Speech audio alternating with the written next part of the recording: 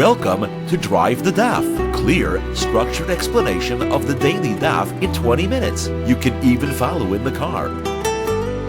Eruvin Daf Gimel contains one Mishnah, which divides the Daf neatly in half, and therefore we have two primarily separate sugyas over here. The first one is discussing where your permanent residence is set up. Is it the place you sleep or is it the place you eat? That's relevant to people who sleep and eat in different places. It's also relevant to people who have relationships with others and may eat or sleep in their house, such as a husband and wife, a father and child, a rebbe and talmid, or a master and servant. The Gemara will discuss all of these. There are two halachas that are relevant to this question of where a person's residence is. One is if you have people who join in one aspect of their residence and not another, are they considered to be one unit and therefore don't require an Erev Chatzeres between them, or are they considered to be separate units and do require an Erev Chatzeres? The other issue is, of course, Eruvin Tchumin. Where is their residence and where does their Tchum begin and how do you measure it? That's all the first half of the Daf. Then the Mishnah in the middle of the Daf takes us to a description of a layout of Mava'is and Chatzeres, and when you need an Erev Chatzeres, when you need a Shitufim Mava'is. The Gemara will analyze who the Tana is, and the Gemara will bring another Girsa and figure out how the two fit together. Okay, so let's begin the Daf. First of all, the Gemara's question is, where is a person's residence? Is it where he eats or where he sleeps? If it's not the same place, Gemara says Machak is Rav and Shmuel. Rav says it's where he eats, Shmuel says it's where he sleeps. Gemara asks a question from a brisa which seems to indicate that it's where you sleep. The brisa discusses people who work in the fields and may sleep in the city or eat or sleep in the fields, and the brisa clearly indicates that their permanent residence is the place in which they sleep. What's these cases? Who are these individuals? So the brisa lists shepherds, people who watch figs, people who have huts out in the fields, people who watch fruits. Depends where they sleep. Wherever they sleep, that is what their permanent residence is. Now, this brisa is discussing Hilchas Tchumin. Do you measure their tchum from the place that they sleep in the field, or do you measure the tchum from the place that they're in the city?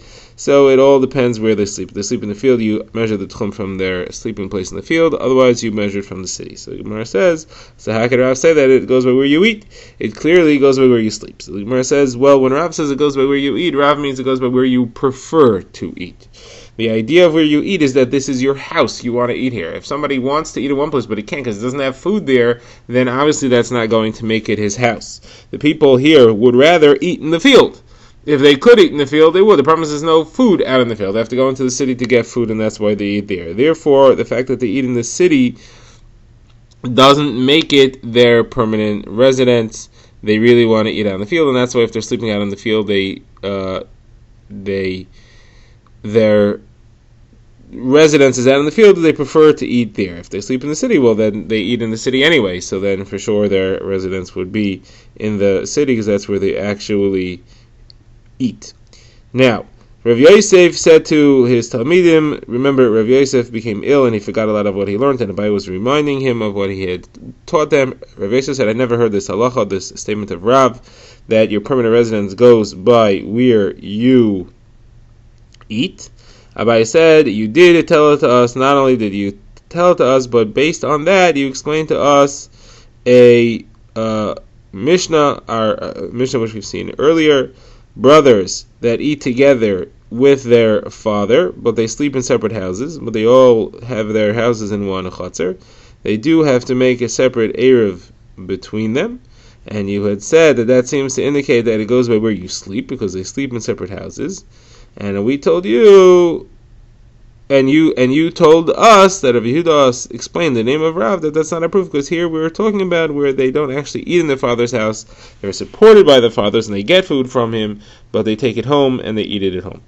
Okay, now the Gemara moves on to discussing other relationships. The Gemara has a brisa which discusses a man who has 5 wives and a man who has 5 avadim, and these are separate cases. And these 5 live in separate houses from him in the same chutzner. So it's a machlokes between Rabbi Yehuda ben Seira and Rabbi Yehuda ben Bava. They are actually opposite cases. Rabbi Yehuda ben Seira says the 5 wives are very close to their husband, even though they live in separate houses, but it's considered to be a close relationship, ishtay kegufay, and therefore they count as one residence even though they're in separate houses. They all count as being in the husband's house, even though they may sleep in other houses. Servants, however, don't necessarily have such a close relationship with their master, and therefore they have separate residences. You need an Erev Chatzeres for all of them. Rabbi Yehuda ben Bava says the opposite. He says, no, the servants are dependent on their master all the time. They are constantly at his beck and call, and therefore they're completely under his will, and therefore they are considered one unit. The women, wives, have some independence, and therefore they're considered to be separate units. The Gemara says, what is the source of Yehuda ben Bava's halacha that servants are so dependent on the master? From a pasuk sefer Daniel, it says, with Daniel Bisr Malka, Daniel was in the gate of the king. Now Daniel was not in the gate of the king all the time. He spent most of his time learning, but because he was obligated to the king's beck and call, he's considered to have been in the gate of the king all the time. Okay, the Gemara says, all right, we've established halacha for fathers and sons, wives and husbands, servants and masters. What about a Rebbe in the Talmud? So the Gemara says that Rav said when we were learning the Shiva of Rabbi Chia, and he was feeding us, so we didn't have to make an Erev, because we didn't have to make an Erev Chatzeris, because we were considered to be living in his house, even though we slept in a different house. And Rabbi Chia himself said the same thing applied when we were learning the Shiva of Rabbi Danasi. He was feeding us, and also we didn't have to make a separate Erev, because we were living on his house, even though we slept in a different place. Okay, now the Gemara says Abaya asked a Shaila to Rabba.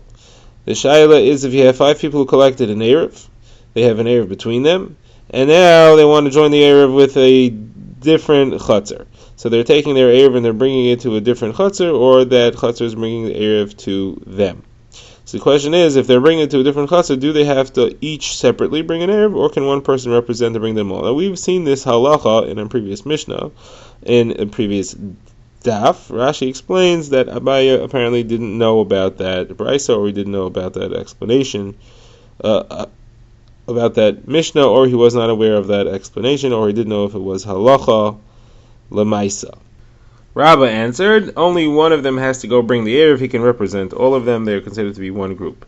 So Abaya asked, what do you mean? We had the Brisa about the 5 brothers who are being supported by the father, and they're living together in a chatzar. They don't need an Erev, which means they're considered to be one group. And yet we said that if they want to go make an Erev with somebody else, so they each have to bring an Erev. You can't have one of them bringing on behalf of all of them. So you see that one person cannot represent the Erev group. So Rabbi answered that's different. That's different because they're only considered to be one unit as long as they're the only residents in the chatzar. If there are other people living in the chatzar with them, then they each need a separate Erev. That's what we said there's the halacha. And here when we say that somebody has to go bring it, is referring to where we say that each have to go bring their Erev, is referring to where there are other residents together with them in the chatzar. Because those residents force them to make an Erev, it also forces them to be considered separate units, and therefore they each have to bring their own Erev Chatzeres. You can't have one person representing all of them. And if you look carefully in the words of the Mishnah says Rabbah, you'll see that this is the case, because it says the halacha that if the Erev is coming to them, they don't have to add, but if there are other residents there with them, then they do. So you see that Mishnah is referring to where there are only residents, the only residents there are the brothers. That's why that Mishnah says you don't have to bring a separate Erev for each. If there are other residents, though, then they would have to bring a separate Erev, like I told you. The Gemara now brings another shayla about a Rebbe and a Talmud, more specifically a Talmud and his yeshiva. This was a question asked by Rav Chia bar Avin to Rav Sheshes. The situation is that you have a yeshiva where the Talmidim learn and sleep. Then you have a different structure out in the field where they eat. The question is, where do you count their tchum from? From the eating place or from the learning and sleeping place? He answered him, and he said that you actually count it from the yeshiva where they sleep. So Gemara asked, what do you mean? How could you say that? Don't you know that if somebody sets up an Erev Tchum, and all he has to do is put down food somewhere, and then even though he's still sleeping at home, the place where he puts his food, that's considered his permanent residence. How could you say here that it goes by where he sleeps? So the Gemara says, no, it goes by where he wants to eat and sleep. It doesn't necessarily go by where he's actually eating and sleeping. If he's forced by circumstances, it goes by where he wants to be. We know if somebody sets up an Erev somewhere, he wants to eat and sleep in the place where he puts the Erev. He can't sleep there because he doesn't have a house there. That's why he sets up an Erev there, but he wants to sleep there and because he wants to go further the next day. So that's why we follow that place where he puts the Erev. These Talmidim, however, would much prefer to eat in the yeshiva. The reason why they have to go out in the fields to eat is because that's where the food is. And therefore the yeshiva is the place where you count their tchum from, not from anywhere else. The Gemara now says that Rami Bar Chama asked Rav Chizda another set of questions about a father and son and a Rebbe and a Talmud. Here, the situation was where they lived together in a chutzner, and the question is, do you need an A? Well, there are three shilas here. Shilah number one is, are they considered to be one unit or are they considered to be two units? As far as the halacha of them asering an outer chutzner, that means that they live in an inner chutzner and they have to pass through, they have the rights to walk through an outer chutzner. So one person who lives in an inner chutzner doesn't aser the outer chutzner. It's not considered, the fact that he walks through the outer chutzner doesn't make the outer chutzner obligated to make an erev chatzeros with him. If there is a multiplicity of people who live in the inner chutzner, then they do. So the question is, the Rebbe and the Talmud, the father and son, are they considered multiple people or are they considered one as far as that halacha if they live in the inner chutzner? Second question is, do they themselves have to make an erev chatzeros between themselves? Are they considered to be two or one? That's really the same question. The third question is different, and that's, if they each have houses that open into a chutzner, that open into a mavoi, is that considered to be a mavoi with multiple chatzeros opening into it, or is it considered to be just a chutzner because it's really just a chutzner for the two houses? The question again is, in one unit or two. The issue there is that in order for it to be permitted by having a lechi and a kaira, a side post or a beam, it's got to be a mavoi. It has to be defined as a mavoi, and it needs a minimum number of houses and chatzeros. Otherwise, it's defined as a chatzer, in which case there are different rules as to how you mater it. So the Gemara says the answer was that it's a brisa. The father and the son and the Rebbe and the Talmud are considered to be one unit unless there are other residents sharing the chatzer with them. And their mavoi can be permitted with a lechi and a kaira. It is considered to be a multiplicity of houses as far as that is concerned. Now we get to the next Mishnah. The Mishnah discusses what happens when you have a situation where you have a few chatzeros that are all open to each other without having to go through the mavoi, and there's also a mavoi that connects all these chatzeros. So the Mishnah gives an example. You have 5 chatzeros all lined up near each other. They each have a doorway into the mavoi. And they also have a doorway from one to the next without having to go into the mavoi. So this is an interesting scenario because you could join all these 5 chatzeros and all the houses within them in 2 types of partnerships. You can make an erev chatzeros between them all. That would not include the mavoi. Or you could make a shetufim mavois between them all, which would include the mavois. The question is, what is the halacha here? What do you need? An erev chatzeros or a shetufim mavois or both? Now, if you recall, we had a machlokas earlier between Rabbi Meir and the Chachamim whether a shutuf mavois and an erev chatzeros can be interchangeable. Rabbi Meir had said you can't. Erev chatzeros doesn't work as a shutuf mavois, and a shutuf mavois doesn't work as an erev chatzeros. You need to have 2 separate ones. The Chachamim had said if you have a shutuf mavois, that's good enough. It counts as an erev chatzeros as well. That seemed to be the main issue. Doesn't seem to be any tzad that an erev chatzeros could work as a shutuf mavois. Now, as we go through this Mishnah, you'll see there are 4 cases, and there's 4 contradictory halachas, 2 and 2. There are 2 seem to go like Rav Meir, and 2 seem to go like the Chachamim. The Gemara will, of course, ask that. So the Gemara spells out the scenario. You have 5 courtyards, 5 chatzeros with doorways between each other, and they also all open into one joined mavoi. So what's the halacha? So the Mishnah says, firstly, that if they make an erev chatzeros, they're allowed to carry from chatzer to chatzer, but they're not allowed to carry in the mavoi. That sounds like Rabbi Meir. Erev chatzeros doesn't work for the mavoi. If, however, they did only a shetufim mavois and they did not do an erev chatzeros, then they're allowed to do both. They're allowed to carry in the mavoi and in the chatzer. The shetufim mavois works as an erev chatzeros as well. That sounds like the Chachamim. Now, what if they made both, but somebody forgot to join? So if he forgot to join the erev chatzeros, so there's something missing in this erev chatzeros. So the Mishnah paskins, then everything is mutter. They're allowed to carry in both the erev chatzeros. They're allowed to carry in the chatzeros, and they're allowed to carry in the mavois, even though somebody forgot to join the erev chatzeros. That seems to be like the Chachamim relying on the shetufim mavois to accomplish the erev chatzeros. Then it says, though, if you forgot to join the shituf mavois, then you cannot carry in the mavoi. And again, this goes back to Rabbi Meir's opinion that the erev chatzeros, which is good because he at least joined the erev chatzeros, is not enough for the mavoi. So the Mishnah ends off and says the reason for all these halachas is that a mavoi functions as a chatzer to chatzeros. A chatzer is a place in which many homes open into. A mavoi is a place in which many mavois open into, and therefore it needs a shituf, just like chatzeros need an erev. So the Gemara asks the questions, how does this all fit? So the Gemara says that the second case is not a problem. The first case is clearly Rabbi Meir. The first case holds that if you only have an Erev Chatzeres, you can't carry in the Mavoi. That's Rabbi Meir. Erev Chatzeres doesn't work as a sheet of Mavois. Then it says if you have a sheet of Mavois, then you can carry in both places. The Gemara says that could be Rabbi Meir, and it means to be adding on to the first case. In addition to the Erev Chatzeres you had in the first case, you now also have a sheet of Mavois. That means you have both, and you can carry in both cases. Okay, so far, case 1 and 2 could be Rabbi Meir. What about case 3? Case 3 says that somebody forgot to join the Erev Chatzeres. So the halacha over there was that he's allowed to carry in the Chatzeres and he's allowed to carry in the Mavoi.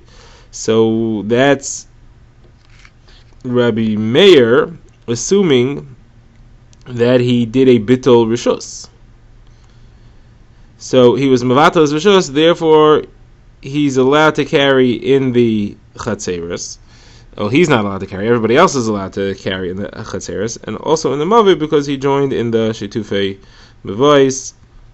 Now, that's all fine. The problem is that then we get to the last case where he forgot to join the sheet of Mavois, and here we say everything's usher. He's not allowed to carry in the Mavoi. He's allowed to carry in the Chatzeres, though, but how does this make sense? Was he Mevatel Rishus or not? If he was Mevatel Rishus, so then why can't they carry in the Chatzeres? And if he wasn't Mevatel Rishus, why are they allowed to carry in the Mavoi? So the Gemara, the way the Gemara spells it out is that he was not Mevatel Rishus.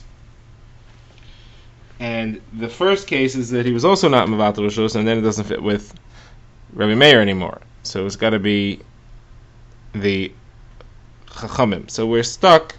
We can't figure out how to fit this brayso all into Rabbi Meir, and it's certainly not all the Chachamim, because it clearly says that if somebody didn't join, he cannot rely on the other one.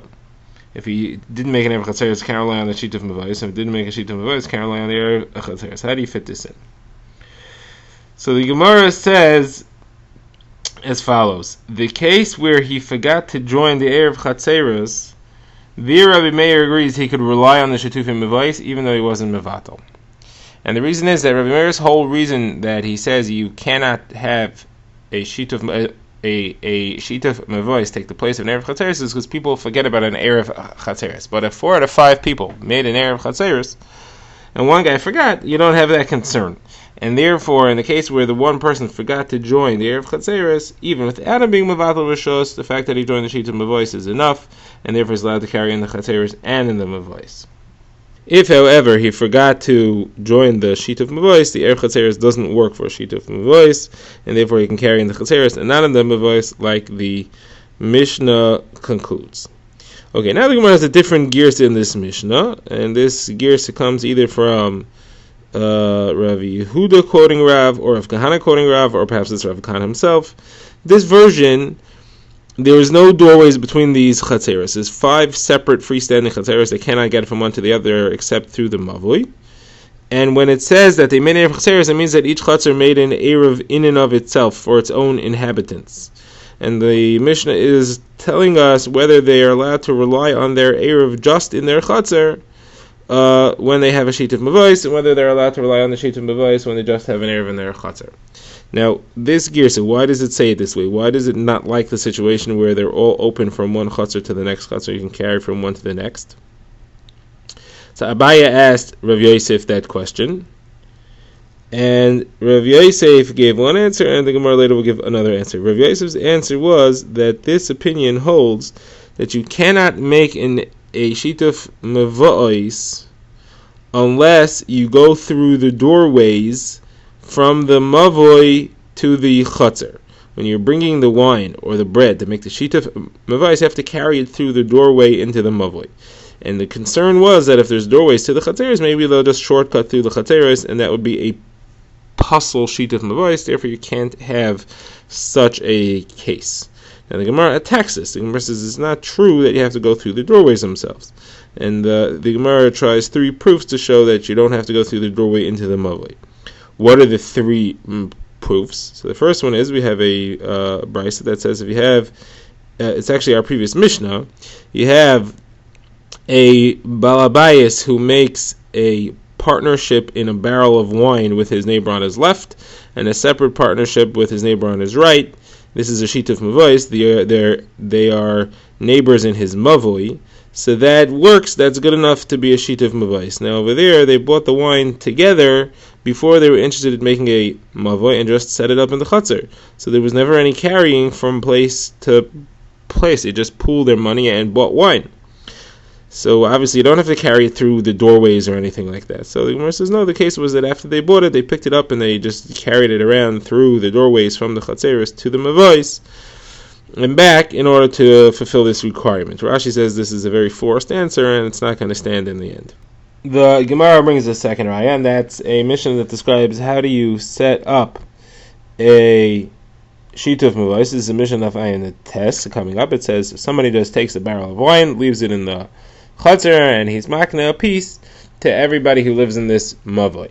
So again, you have the same issue. It doesn't say that they carried it from door to door. So the Gemara again says, well, maybe they did. Maybe they afterwards they just picked it up and went through all the doorways in order to fulfill this requirement.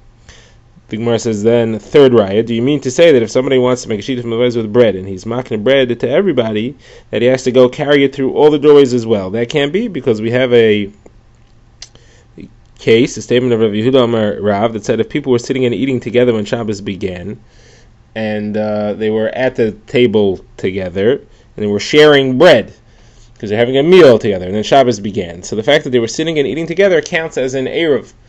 It counts as an Eruv if they were sitting in a house, and it counts as a sheet of mavois if they were sitting in a chutzner. So you see, it works, even though they didn't go bring it around from anywhere to anywhere. So the Gemara rejects this. The Gemara says, you're right. Our problem with the original girsa of our Mishnah, that there were doorways between the chatzeros, the reason why we didn't like that, according to this girsa, has nothing to do with having to carry from doorway to doorway. The reason is because we have a rule that in order for a mavoi to have permission to carry within it, which is obviously what's happening here, because we're trying to make a sheet of mavois. In order for it to be permitted to carry within it, to be defined as a mavoi, that you could just use a leche and a kaira to carry within it, and you don't need other things, it has to be that it has multiple chatzeros opening into it. And if you have doorways between all the chatzeros, then it's considered to be one chatzer, not multiple chatzeros, and therefore you wouldn't be able to carry within it, no matter what type of sheet of mavois. Drive the Daf is a project of the Grand Woodlands Shul and is presented by Rabbi Yitzchak Landa. Find us on YouTube or subscribe to daily emails by emailing drivethedaf@gmail.com.